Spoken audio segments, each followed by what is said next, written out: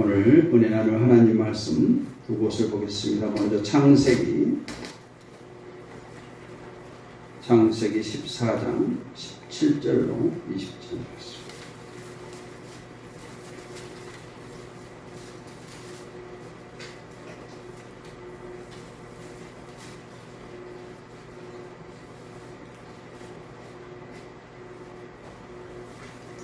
창세기 14장 17절부터 20절 말씀 보겠습니다.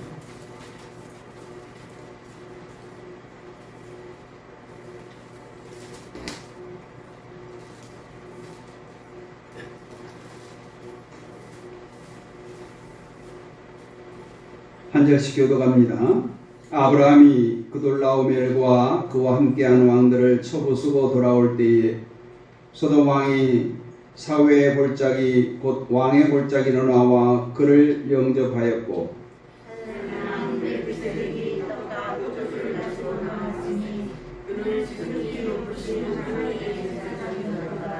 그가 아브라함에게 축복하여 이르되 천지의 주제이시여 지극히 높으신 하나님이여 아브라함에게 복을 주옵소서.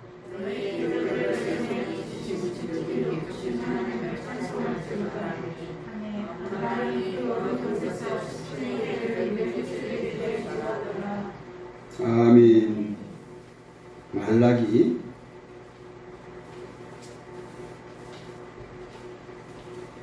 3장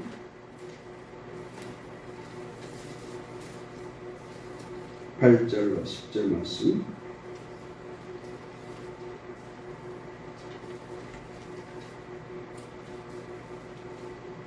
말라기 3장 8절로 10절 말씀 같이 읽겠습니다. 사람이 어찌 하나님의 것을 도둑질하겠느냐? 그러나 너희는 나의 것을 도둑질하고도 말하기를 우리가 어떻게 주의 것을 도둑질하였나이까 하는도다. 이는 곧 11조와 봉헌물이라. 너희 곧 온 나라가 나의 것을 도둑질하였으므로 너희가 저주를 받았느니라. 만군의 여호와가 이르노라. 너희의 온전한 11조를 천고에 드려 나의 집에 양식이 있게 하고 그것으로 나를 시험하여 내가 하늘문을 열고 너희에게 복을 쌓을 곳이 없도록 붙지 아니하나 보라. 아멘. 할렐루야. 창세기부터 말라기까지 다 봤습니다. 오늘 축복의 열쇠라는 제목으로 함께 은혜를 나눌까 합니다. 우리가 세상에 일반적인 삶을 살아갈 때도 삶의 원리가 있습니다. 또 우리가 신앙생활 할 때에도 신앙생활의 원리가 있죠. 우리는 믿음으로 구원받는다. 이런 원리. 사도행전 16장에 주 예수를 믿으라. 그리하면 너와 내 집이 구원을 얻으리라 했습니다.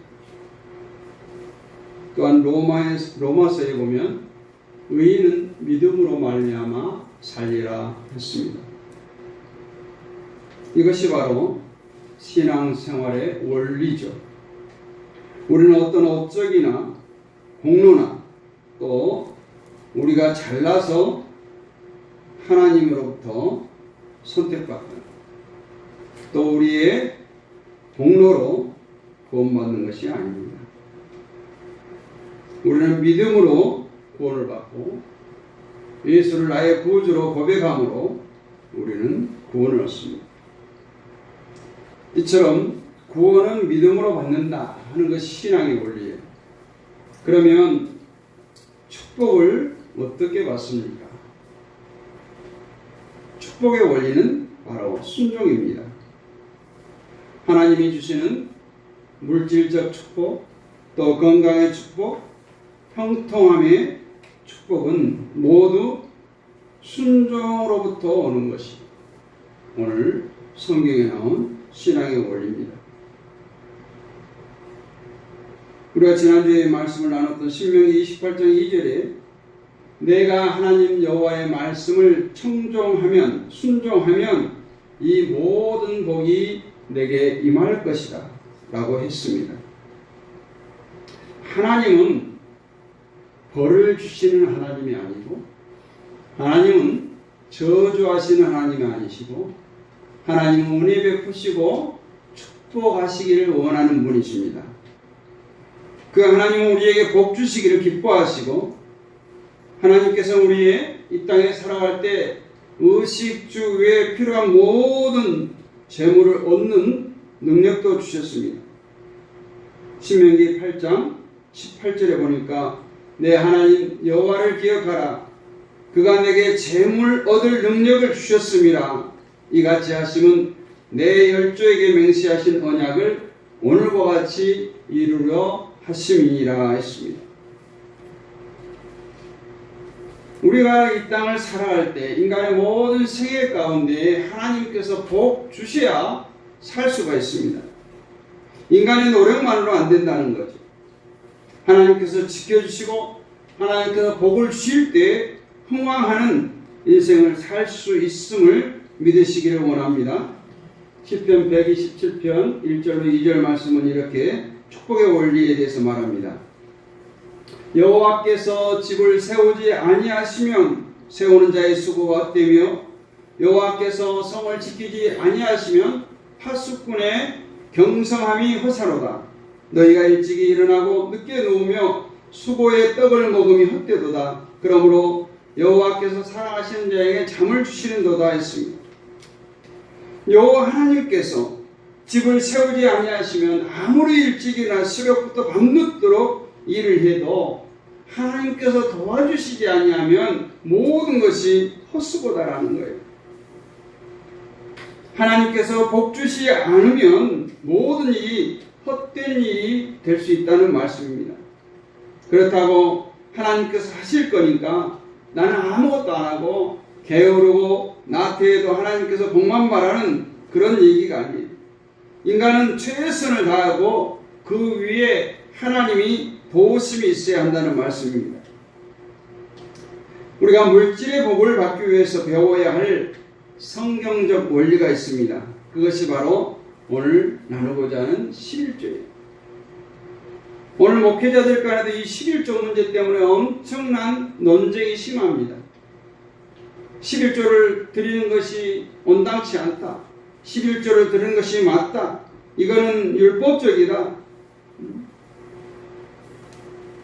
그래서 어떤 교회는 정말 11조를 하지 않은 교회도 있어요. 그냥 감사의 예물로 모든 것을 다 대체합니다. 우리가 신앙생활을 하면서 이 신앙의 원리를 똑바로 배우고 정말 하나님의 축복 속에 들어가는 것이 옳은 일이라 생각합니다. 한 우스운 얘기가 있습니다. 한 엄마가 아이를 키우면서 아이들이 계속 손가락을 빠는 거예요. 그러니까 엄마가 자꾸 손가락을 빨면 배가 풍선처럼 불러서 배가 배불뚝이어야 된다 이렇게 말해줬어요.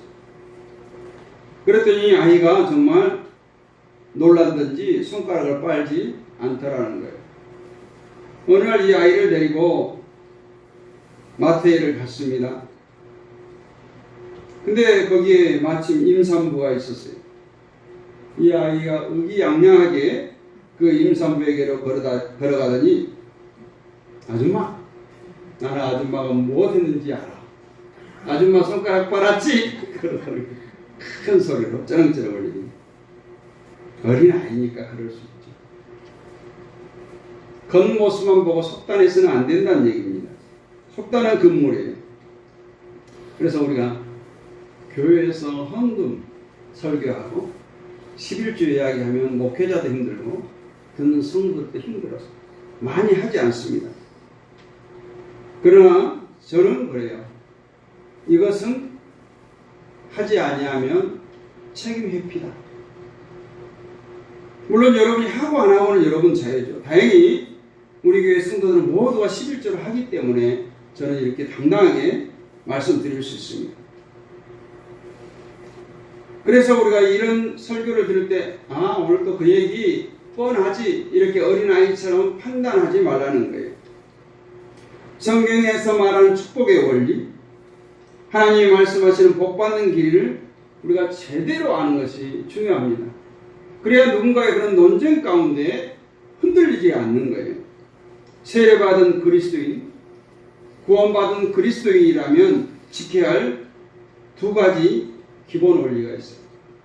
그 하나는 주일 성수입니다. 주일 성수예요. 주일을 지키는 것은 하나님의 첫 번째 명령입니다. 천지를 창조하시고 마지막 날에 하나님께서 안식을 취하셨어요. 그날을 복주사 안식의 날로, 예배의 날로 정했습니다.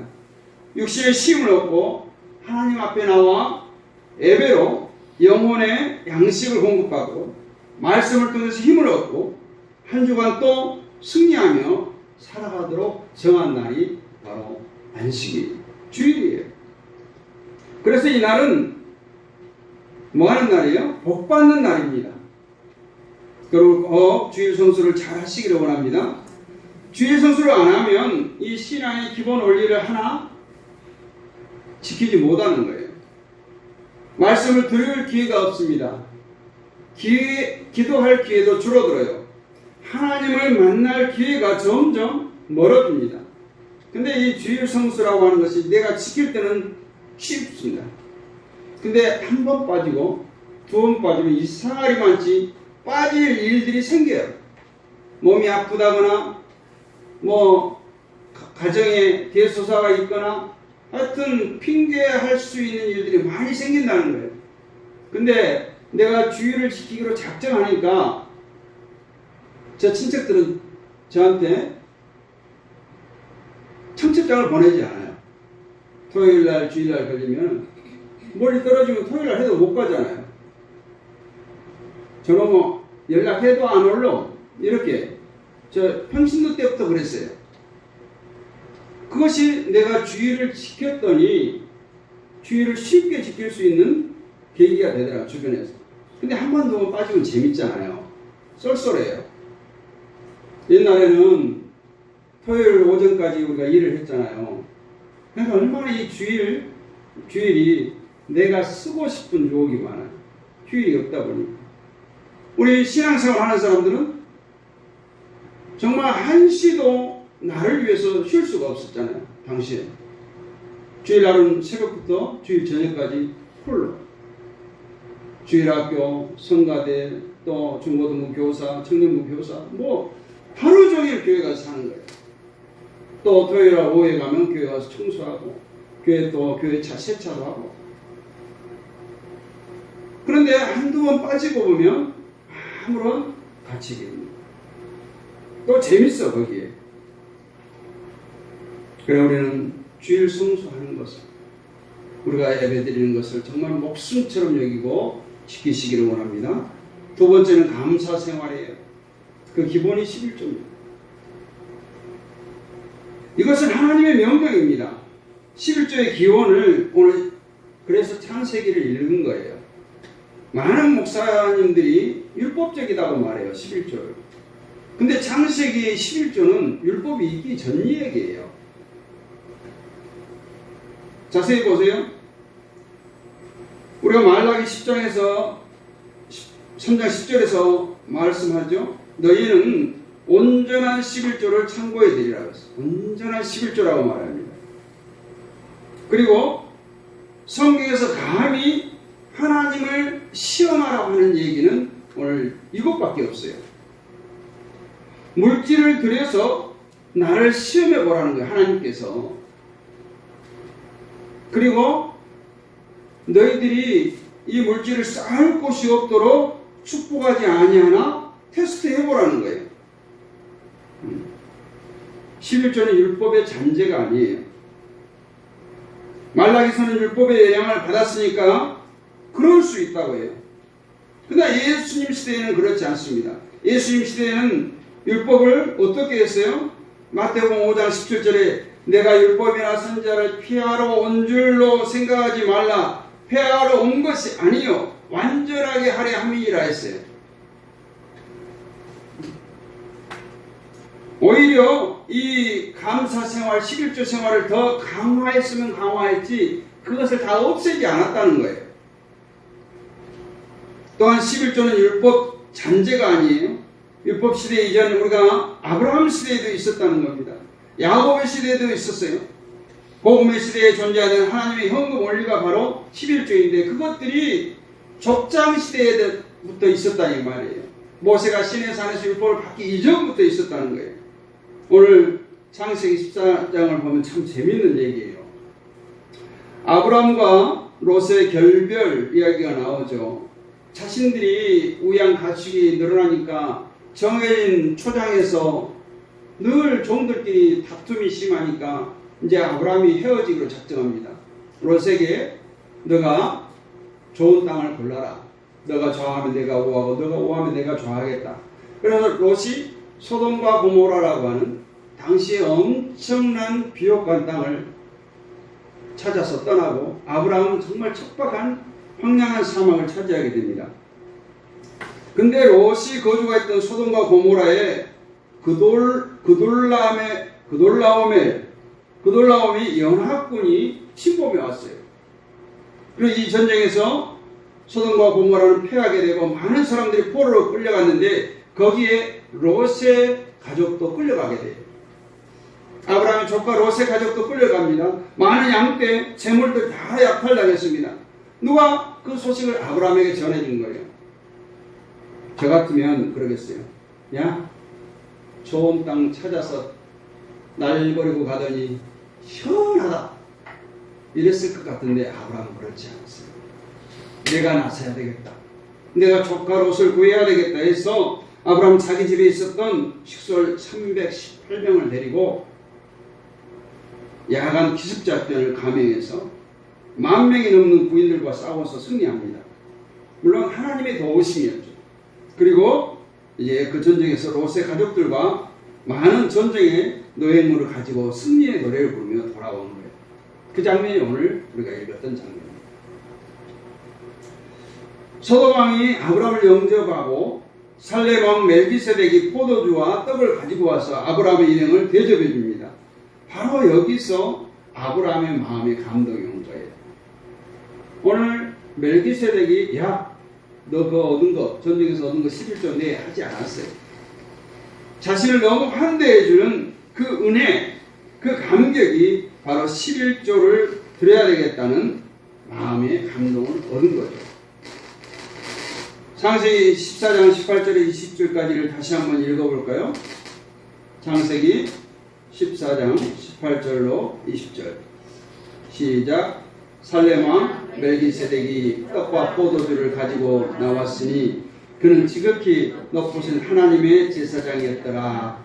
그가 아브라함에게 축복하여 이르되 천지의 주제시여 지극히 높으신 하나님이여 아브라함에게 복을 주옵소서.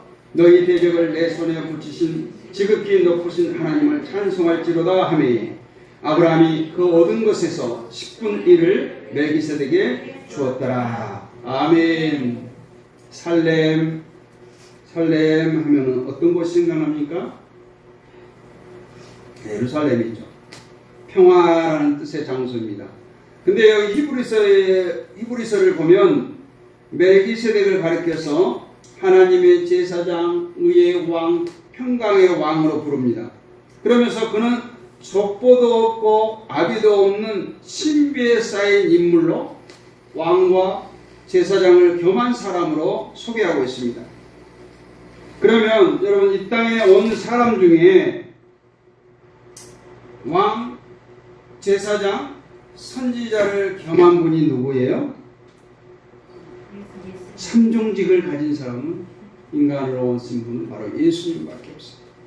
오늘 멜기세덱이 아비도 없고 어미도 없다는 이 신비에 쌓인 인물 바로 예수님을 예표하고 있는 것입니다. 예수님은 이 땅에 왕으로 제사장으로 선지자로 오셨어요. 히브리서 7장을 우리가 잘 읽어보면 멜기세덱은 바로 예수님의 모형임을 우리가 잘 알 수 있습니다. 그런 분이 아브라함을 영접해 주었다.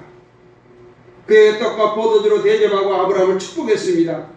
그는 제사장으로서 축복권이 있었기 때문에 아브라함을 축복하고 있어요. 그리고 멜기세덱이 요구하지 않았는데 아브라함은 환영하고 축복했어요. 아브라함은 복을 비니 아브라함이 감격했습니다. 아브라함이 그 얻은 것에서 10분의 1을 멜기세덱에게 주었더라. 아멘. 이것이 11조의 출발이고 기원이에요. 또 중요한 거 11조의 정신입니다. 우리가 또 야곱을 보면 외삼촌 라반의 집에 갈 때 베델에서 잠을 청한 후에 하나님의 환상을 봅니다. 그리고 하나님께 11조를 약속하게 됩니다. 그러므로 우리는 11조가 결코 율법의 잔재물이 아니다. 복음시대의 아브라함과 야곱이 이미 실천했던 헌신의 모습이요, 11조의 상징, 감사의 상징이요, 11조의 정신이 바로 이것입니다.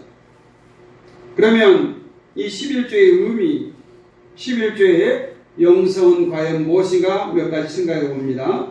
첫 번째, 11조는 모든 것이 하나님의 것임을 고백하는 거예요. 11조를 드린다고 하는 것은 천지를 지으신 창조주요, 온 우주의 소유주는 하나님이심을 고백하는 겁니다. 그래서 성경의 천지의 주제시요, 오늘 하는 이 말씀, 주제라는 말은 만든 분, 창조주라는 말입니다.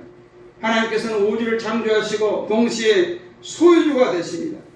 우주에 있는 모든 것이 하나님의 것이, 내가 가진 모든 것도 하나님의 것입니다. 내 생명, 내 신체, 내 가족, 내 집, 내 기업 모두 하나님의 것입니다. 우리는 그 가진 것 10분의 1을 하나님 앞에 드리지만 사실은 10분의 10 전부를 다 하나님께 드려도 아무런 우리는 거부할 수 없는 그런 청지기의 위치에 있다는 거예요.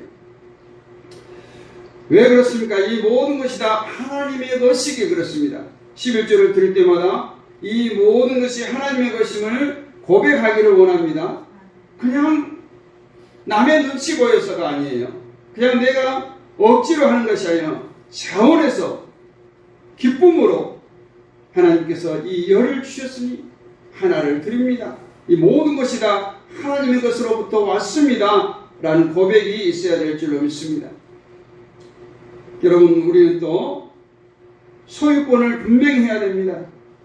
이사야 43장 1절에 보면 너는 두려워 말라, 내가 너를 구속하였고 내가 너를 지명하여 불렀나니 너는 내 것이라 했어요. 너는 내 것이라. 그럼 너의 것은 누구 것이냐? 우리가 부자 청년에게 말하는 것처럼 오늘 밤 내 영혼을 데려가면 그 모든 재물이 네 것이 되겠느냐? 똑같은 원리예요. 하나님의 것을 하나님 것으로 인정하는 것, 이것이 바로 11조 정신입니다. 두 번째, 11조는 하나님의 축복에 대한 작은 응답이라는 거예요. 아브라함은 이 전쟁에서 어떻게 승리할 수 있었습니까? 318명으로 10,000명을 어떻게 이길 수 있었어요? 아무리 아브라함이 훈련을 잘 시켰어도 어떻게 승리해요? 그러나 아브라함은 믿음으로 나갔습니다. 하나님께서 이 전쟁을 승리케 하실 줄로 믿고 아브라함은 나갔어요. 그러기에 아브라함은 요 11조는 하나님께서 전쟁에서 승리하도록 한 축복의 응답이라는 겁니다. 오늘 멜기세덱의 고백을 한번 보세요. 20절. 너희 대적을 내 손에 붙이신 지극히 높으신 하나님을 찬송할지로다 하매. 분명히 말씀하고 있잖아요. 너희 대적을 내 손에 붙이신 지극히 높으신 하나님을 찬송할지로다. 그럴 때 아브라함이 10분의 1을 멜기세덱에게 주었더라. 아브라함의 대적을 그의 손에 붙이신 분, 이기게 하신 분이 바로 하나님이시라는 거예요. 전쟁의 승패는 여호와 하나님 손에 있습니다. 그래서 아브라함은 하나님의 축복에 대한 응답으로 11조를 드린 것입니다. 세 번째, 11조의 정신은 바로 믿음의 표현입니다.